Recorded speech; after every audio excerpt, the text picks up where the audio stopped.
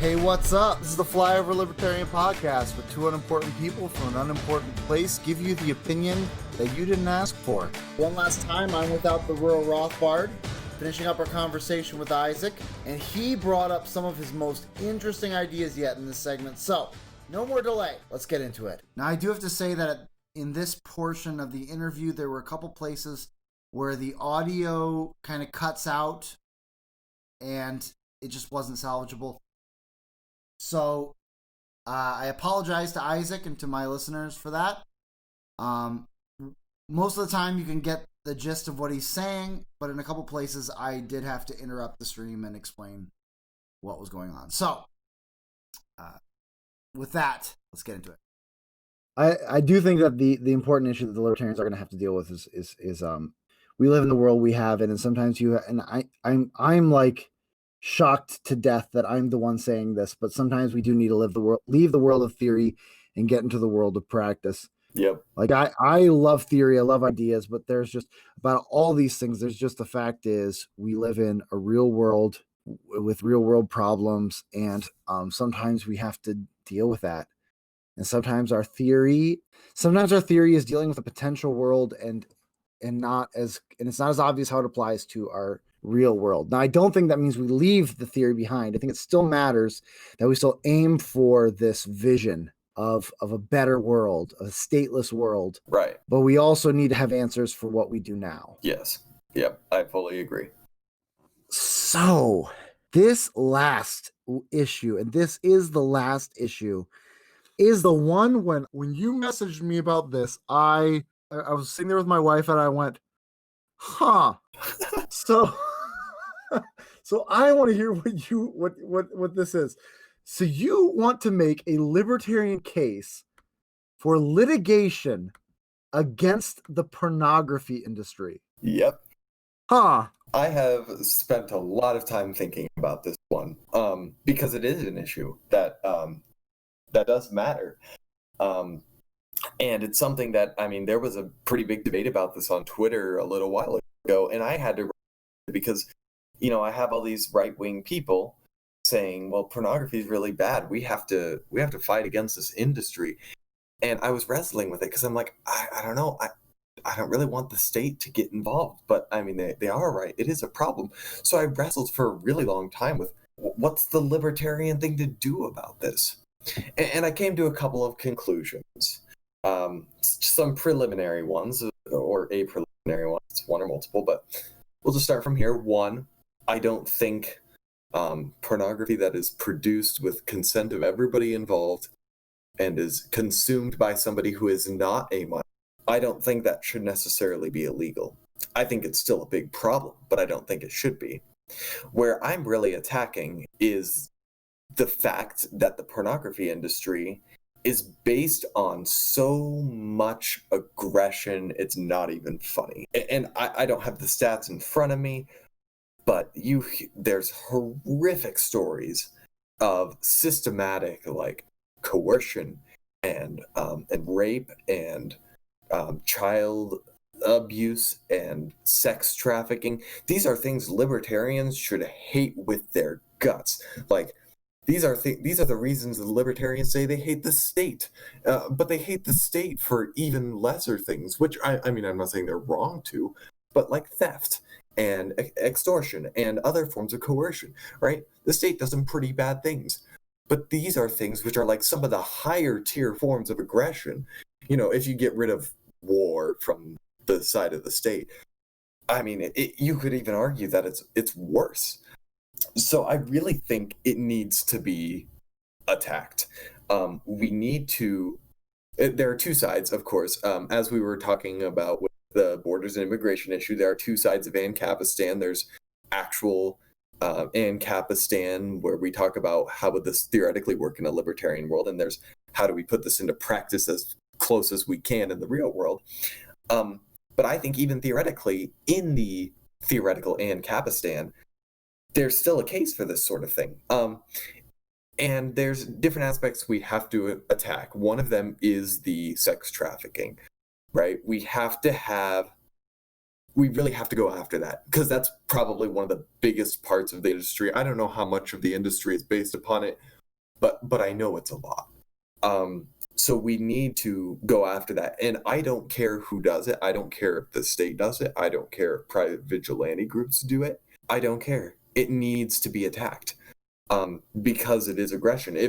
If one group based on, or that exists based on aggression, goes after another, I'm not going to complain.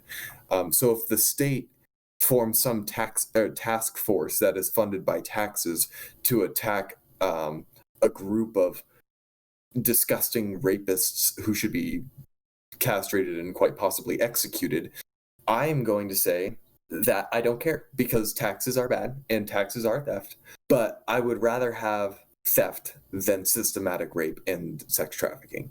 So I would like to see that very much attacked. And I don't have a particular strategy as that is concerned. I just want it to be dealt with somehow.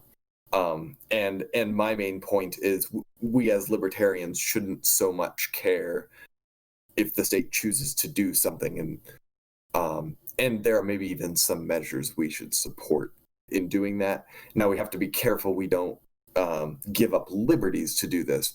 We just maybe say, okay, well, if you're going to make use of our tax dollars somehow, this is a really good way to do it. And the second aspect is the exposure of children. And some might say this is a minor issue or a lesser issue, but it is absolutely not, because it is extremely prevalent in the modern world. It's insane how many children see pornography from a young age. And the question I would ask is, if two people started doing something sexual in front of a young child, would we allow that? Like, in a libertarian society, is that allowed? It is absolutely unacceptable to expose yourself to a child. That's sexual abuse. It's sexual harassment. Any label you want to apply to it, it is a form of aggression to expose a child to something like that. So now here's where we get to good stuff, is, so what do we do about it? Well, one thing that's out of the question is asking the government to force everybody to install filters on their routers so that they can sift through all our stuff. I'm pretty sure as libertarians, none of us are going to be for that. Maybe some of the right-wing authoritarians are going to be. Now, right here, the audio was just not salvageable, and I'm sorry to both Isaac and to you, my listener, for that. But the sum of what he's saying is, while right-wing statist types might be okay with this solution, libertarians obviously aren't going to be okay with it, and we need to come up with a different solution. So this is where litigation comes in, civil litigation. It's easy enough for parents to install software on their computer, some sort of filter, maybe on their router, that can catch these sorts of things, can send maybe a notification when their child manages to access this sort of content. Now, I've established that it's aggression to expose children to this sort of thing. So what should happen is it should be on the books. It should be a crime to allow a child to access this. This doesn't mean, by the way, that a parent who accidentally allows a child to get into this stuff should be in trouble. That's not what I mean. I'm talking mostly about somebody like a pornography distribution website, or pervy Uncle Joe who wants to show a lewd picture to little Johnny or something like that. Basically, you make that a crime. Now, that doesn't mean the police are going around, watching everybody. What it means is that you can, if you catch this sort of thing, if you catch your child accessing this sort of content, you can take the distributor to court for allowing a child to access that sort of content. And there's kind of two good results to this. First of all, I mean, especially if it happens enough, it's going to totally put a massive dent in the industry. Like, you're going to have them paying out damages left and right. Even if parents aren't, or even if most parents aren't particularly concerned about their children, getting into this sort of content, if you put a law on the books that says you can sue somebody for this, they're actually going to have a little bit, you might say, profit motive to do this sort of thing. Now, I'm not saying that it should end up being that they get all these thousands and millions of dollars in damage money, but I mean, I'm just saying there could be some benefit to it. But then once this happens, you're gonna have all kinds of parents going after these companies. Now, of course, the reason we have litigation is so that we can verify the claims of the parents and make sure the child was really the one who accessed it, and that's what court cases are for. But it'll be pretty easy to go after them in that way. And after all is said and done, these companies, these places that distribute pornography are going to have every reason to implement measures on their website to really verify people going on this website are not minors. So it actually kind of utilizes the market to say, here's a change you need to adapt to, i.e., you better not be letting minors access your content, otherwise people are going to sue your butt off.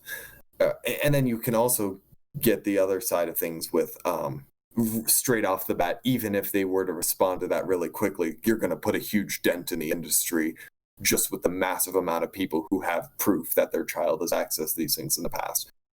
So pretty much, I think it's a good strategy. That is, one, consistently libertarian, makes good use of the legal system in a legitimate way.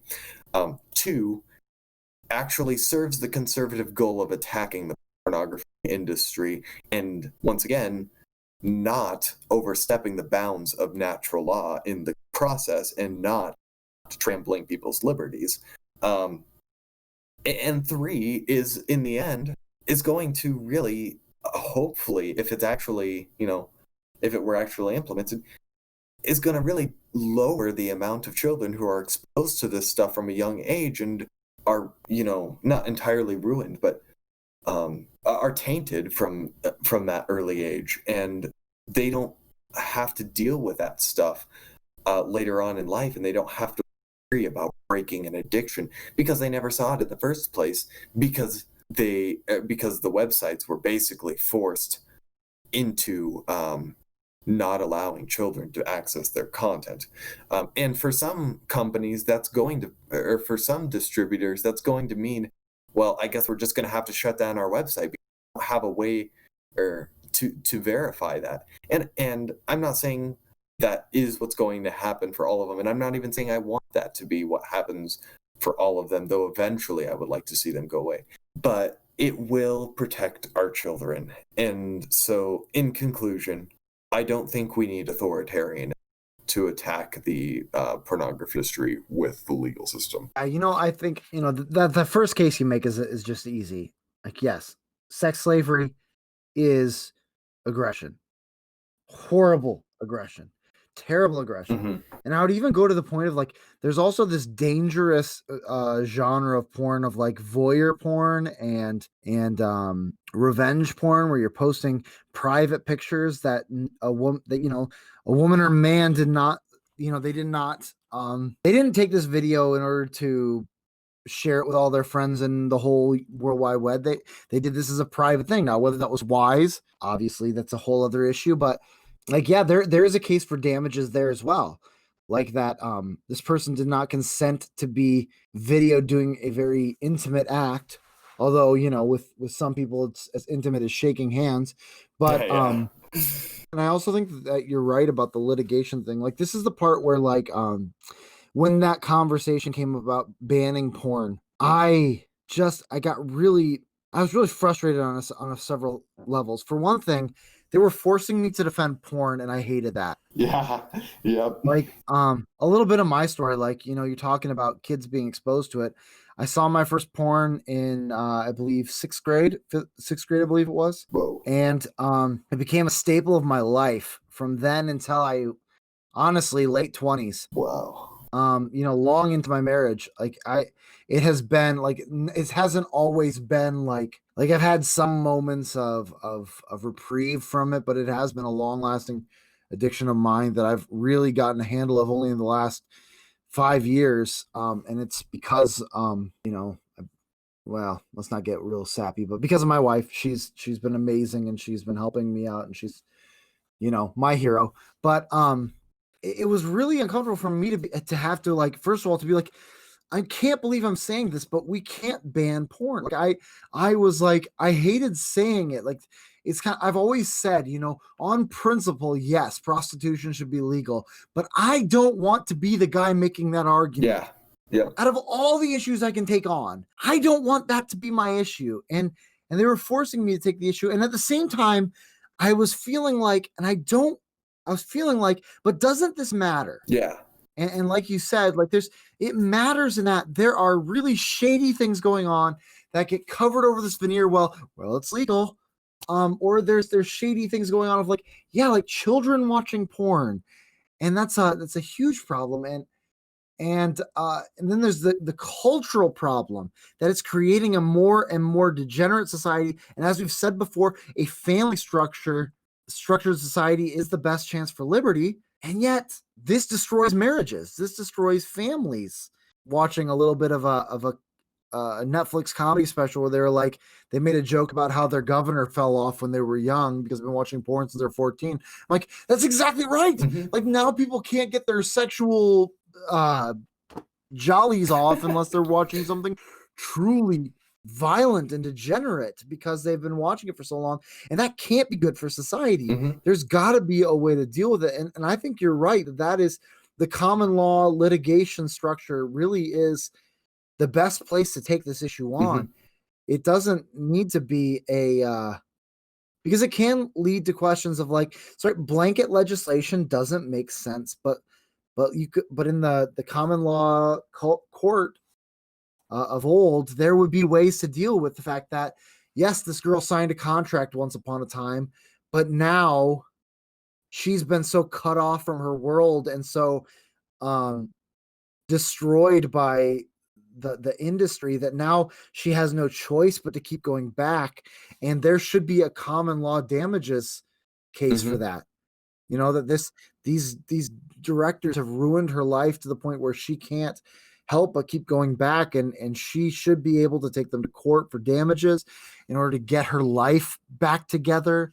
There should be ways for parents to be able to take at least you used to have to click a button to say I am 18 to get onto a porn site. Now they've just dispense with that altogether. Like there was no way to control that. Like I was not 18 when I was clicking yes I was 18. Sorry, hopefully the statute of limitations have run up on that one. But clearly that's not a gate.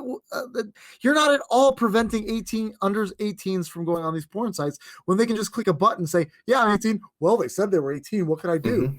Like would that fly in a court? Like if let's take porn out of it and let's say, well, she told me she was 18. Yeah. We had sex and she told me she was 18. She's got braces and and you're like, you can't say that. You knew that a person who wasn't 18 was claiming to be 18, and I don't care what she said. This is not legitimate. It doesn't hold up in court. Yeah, I think you're right. Like that, there should be a libertarian case for litigation against pornography, and I share your frustrations with the industry as a whole. And obviously, this is just a first statement. There needs to be more work on this, more questions. Right. Maybe this is something that you work on long term, and you write the great Mises article that gets the conversation started. But yeah, we've been talking for a very long time, and I love it. The reason I didn't cut it off is because I loved it so much, and I love talking with you. And you know what? Maybe we should do it again sometime. Absolutely. But I think we gotta call it a day. And so once again, this is Isaac. Where can people find you, Isaac? I am at lowkey_XTIAN on Twitter. lowkey_XTIAN. It's on Twitter. Yep. And he is I gotta say this, he is a master at Twitter. Thank you. Thank you. He's amazing at Twitter. Like if you want joy part of your everyday, go follow him and stop by his page at least once a day. Yeah, is there anything else that you want to plug for yourself or any last words even? No, that's pretty much it. I'd love to come on the show. Great opportunity for me to get some of my ideas my chest that I really haven't gotten good opportunities to make public. You know, you do live on Twitter, and the unfortunate part of Twitter is that it's a short thought medium, and every good thought every thought worth sharing is long. As I often say, my philosophy of life comes from Treebeard from Lord of the Rings. If it's worth saying, it's worth saying slowly. So, yeah, thanks for coming on the show. Thanks for talking with me. I think our listeners, even if they don't agree with everything you say, are going to find their thoughts stretched. And so I thank you for that. Yeah, have a good day. See ya. That's going to do it for another episode of Flyover Libertarian. Be sure to stop by our show notes page, flyover.page/episodes. The show notes for all 3 episodes with Isaac are 6, 7, and 8. And find all of the relevant links and social media pages there. Thanks for listening.